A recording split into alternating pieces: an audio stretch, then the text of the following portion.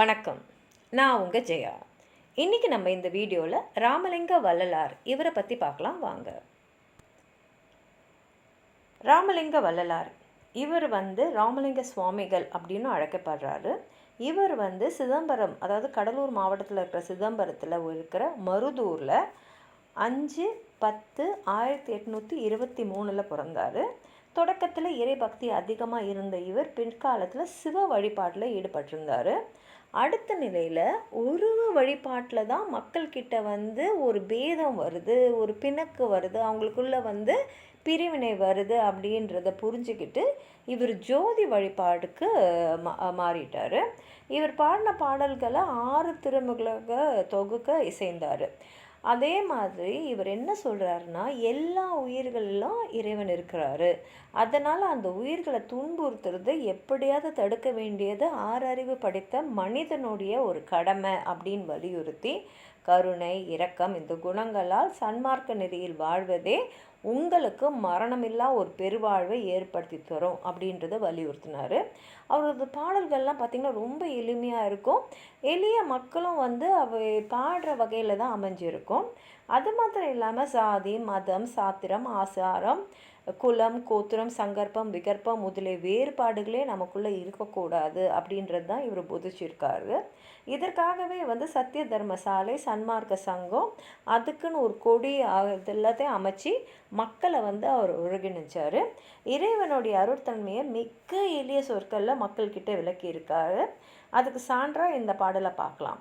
கோடையிலே இலைப்பாற்றி கொள்ளும் வகை கிடைத்த குளிர் தருவே தரு நிழலே, நிழல் கனிந்த கனியே, ஓடையிலே ஊறுகின்ற தீஞ்சுவை தண்ணீரே, உகந்த தண்ணீரிடையே மலர்ந்த சுகந்த மணமலரே, மேடையில் வீசுகின்ற மெல்லிய பூங்காற்றே, மென்கற்றில் வினை சுகமே சுகத்தில் ஊறும் பயனே, ஆடையிலே எனை மணந்த மணவாளா, பொதுவில் ஆடுகின்ற அரசே, என் அலங்கல் அணிதருளே.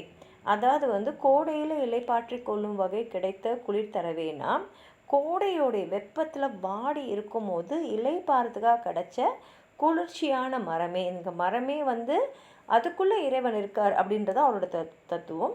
தருநிழலே, அந்த மரத்தோட நிழலே, நிழல் கனிந்த கனியே, நிழலில் பழுத்த இனிய கனியே, ஓடையில் ஊறுகின்ற தீஞ்சுவை தண்ணீரே, அதாவது ஓடையில் இயற்கையாகவே ஊறி நமக்கு கிடைக்கக்கூடிய இனிய சுவையுடைய தண்ணீரே, உகந்த தண்ணீரிடையே மலர்ந்த சுகந்த மணமலரே, அந்த இனிமையான தண்ணீரில் மலர்ந்த மனம் வீசக்கூடிய மலரே, மேடையில் வீசுகின்ற மெல்லிய பூங்காற்றே, அது மேடையில் வீசுகிற இதமான குளிர்ச்சியான மலர் காற்றே, அந்த மலரை தழுவி வரதுனால அந்த காற்று அந்த மலருடைய வாசத்தோடு வருது அப்படின்றாரு.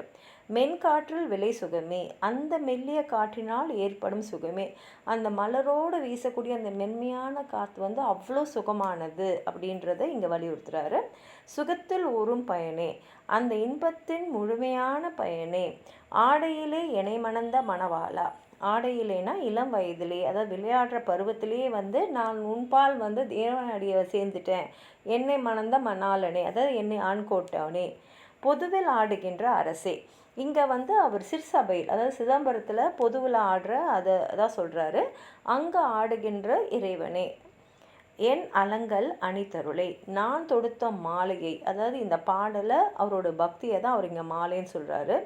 நீ அணிந்து அருள் புரிய வேண்டும், இதுதான் அந்த பாடலோட பொருள். சுருக்கமாக பார்த்திங்கன்னா, இறைவனை இயற்கையின் இனிய வடிவங்களா, அதாவது மரமா, நிழலா, கனியா, நீரா, மலரா, காற்றா அவர் இறைவனை போற்றி அவனையே கணவனாக அடைந்து பக்தி என்னும் மாலையை சூடி அருளுமாறு வள்ளலார் உருக்கமாக இங்கே வேண்டியிருக்காரு. பிற்காலத்தில் பார்த்திங்கன்னா மறைமலை அடிகளார் தனித்தமிழ் இயக்கம் ஆரம்பிக்கிறதுக்கு அடிப்படை அமைஞ்சது வள்ளலாரோட பாடல்கள் தான். அது மாத்திரம் இல்லாமல் பாரதியாரோட பாடல்களையும் வள்ளலாரோட தாக்கம் இருக்கிறத நம்ம பார்க்கலாம். உங்களுக்கும் வள்ளலாரை பற்றி ஏதாவது சொல்லணும்னு நினச்சிங்கன்னா கீழே இருக்கிற கமெண்ட் பாக்ஸில் எழுதுங்க. இந்த வீடியோவை லைக் பண்ணுங்கள், அதே மாதிரி இந்த வீடியோவை ஹைப்பும் பண்ணுங்கள், அப்போ தான் நிறையா பேர் பார்க்க முடியும். உங்கள் ஃப்ரெண்ட்ஸோடு ஷேர் பண்ணுங்கள். சப்ஸ்கிரைப் பண்ணாதவங்களாம் ப்ளீஸ் சப்ஸ்கிரைப் பண்ணி சப்போர்ட் பண்ணுங்கள். நன்றி.